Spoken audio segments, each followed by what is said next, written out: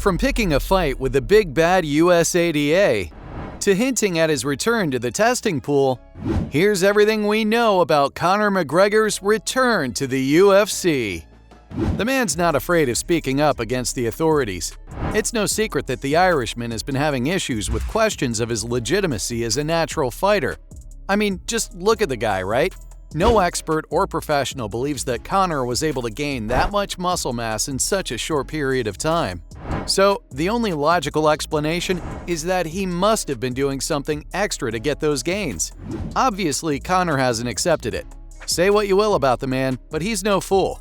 In fact, he decided to take the fight to USADA by calling them out for making him their scapegoat. The Notorious reminded them that he'd never failed his routine tests, and that the anti-doping organization just can't do him like that. There must have been something else going on behind the scenes as well, because Conor only refused to re-enter the testing program initially, even if it meant that his showdown against Michael Chandler was delayed. This particular case may be getting all the attention right now, largely due to McGregor's star power. But in all fairness, USADA is only trying to do its job. The athletes always want to win, and some might go far enough to do just about anything to make that happen. The agency, on the other hand, just wants to keep the sport as clean and competitive as possible. In the past, it was pretty much the Wild West, because the checks weren't as stringent, and fighters were almost all on some secret juice. It was important for the UFC to level the playing field once MMA started getting more popular with the audience. They also had to ensure the health and safety of their fighters, so they partnered up with USADA and came up with a set of rules for everyone to follow. Anyone caught breaking their rules would find themselves suspended or fined for their transgressions. So USADA's caution in McGregor's case is kinda justified. You see, guys, the Irish Mad Lad initially wanted to fight in February 2023, but since he'd been out of the testing pool for almost 2 years, things got a little complicated. According to USADA rules, an athlete must pass a minimum of 2 drug tests and should be in the testing pool for at least 6 months. Conor was willing to submit to the tests, but he wasn't going to wait for another half a year before competing. That's why he was frustrated with the USADA.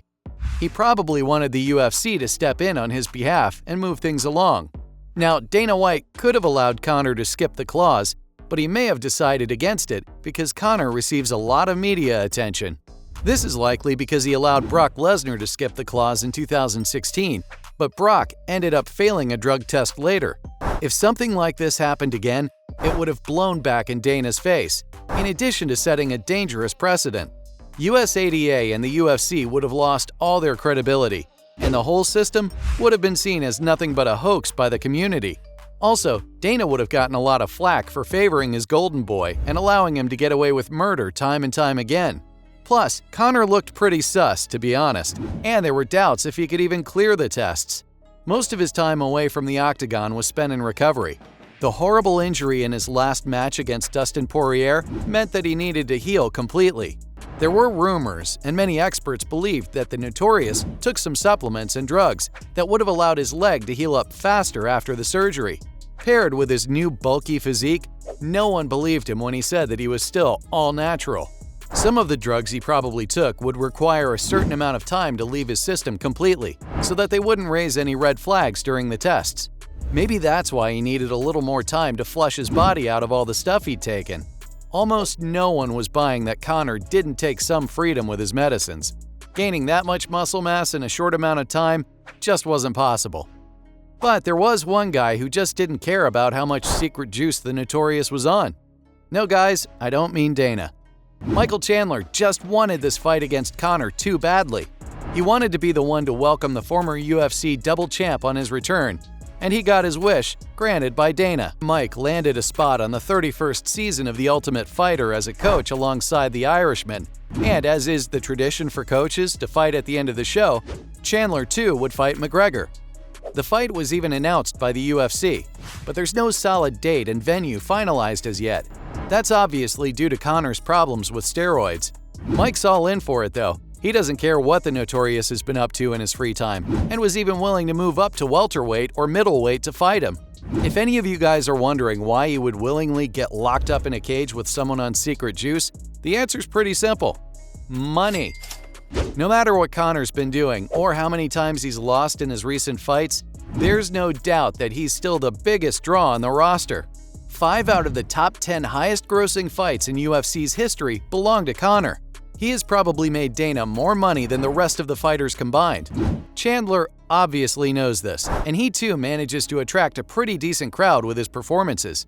Michael Chandler may not be the champion or a top contender, but it's his willingness to brawl it out and make fights interesting that has earned him so many fans.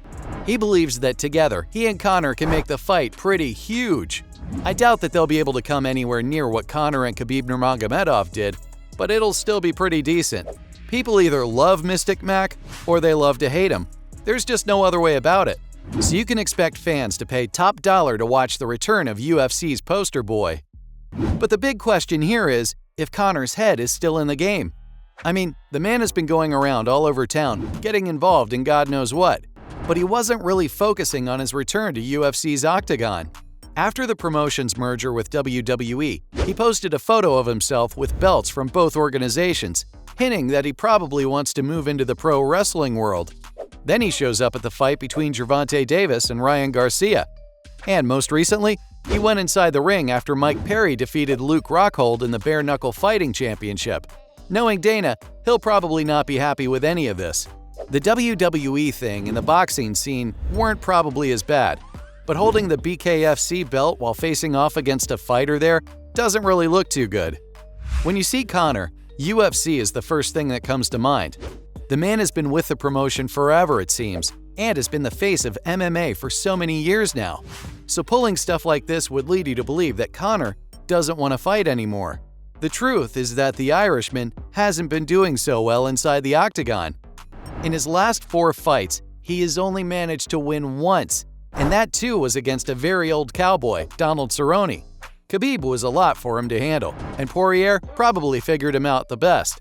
As it stands, McGregor's last 2 fights were against the Diamond, and he lost both of them.